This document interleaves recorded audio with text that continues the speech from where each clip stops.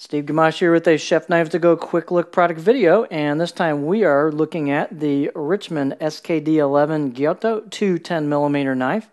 This knife has a core steel of SKD 11 semi-stainless high-speed tool steel at a heat treat of about 62 Rockwell. The construction is a stainless cladding over the top of that SKD 11. We'll take a closer look at it, but it's got a multi-layered kind of Damascus style look to it with some hand-cut chisel kanji on it. So it's stainless over semi-stainless. The weight is 167 grams, about 5.9 ounces, so it's pretty light considering it's a full Western tang style handle. Full tang Western style handle, I should say. Blade length about 215 millimeters on the edge. Overall length 13.2 inches. The spine on this baby is thin. This is a thin blade.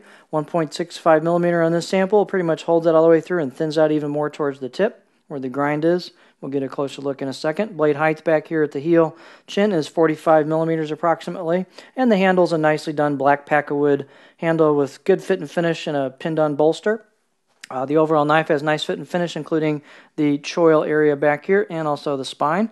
Very sharp out of the box. I'll give it a good 6 out of 10. It's got some good tooth or bite to the edge, so pretty much ready to rock and roll right out of the box. Let's take a closer look at the knife.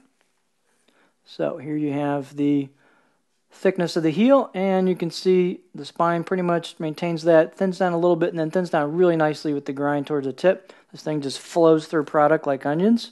And there you've got a look at the cladding on it. There's not a lot to work with on convexing here because it is such a thin blade. So given the kind of the polished nature of the blade and being fairly thin, you get a little bit of sticking of soft ingredients on the blade, but that's kind of the nature of this style of knife.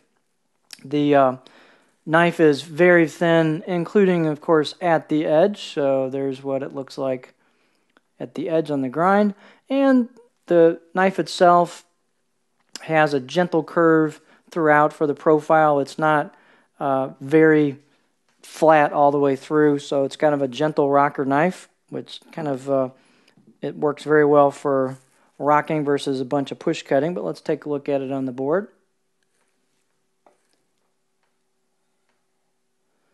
All right, I'm doing some manual focus here. I'll bring that back. There we go. So here's what it looks like on the board. Very gentle roll right into a small flat spot at the heel. So this is definitely not a full-on push cutting style of blade. If you like to rock or if you glide cut, kind of pull cut styles, this might work really well for you. You can get pretty high on it before you start digging in the tip into anything. And if you're saying, is this knife similar to the Takamura R2 210 Gyuto? Yes, it is. On the board, they are quite similar, and the feel is very, very similar as well.